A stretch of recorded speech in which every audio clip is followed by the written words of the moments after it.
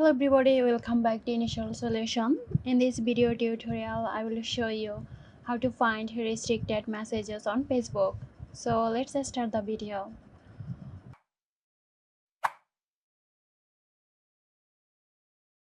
Open the Facebook Messenger app on your phone. Now tap on these three lines in the top left corner.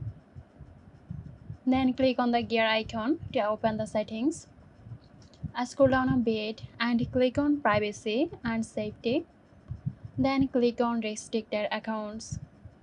And there you have it, your all of the restricted messages is listed here. I hope this video helped you out. Stay tuned for more helpful tutorials here at Initial Solution. This video is sponsored by Girosoft. Girosoft offers graphic design, UI UX design, digital marketing and web development. Elevate your brand with Girosoft today. For more details check the description box.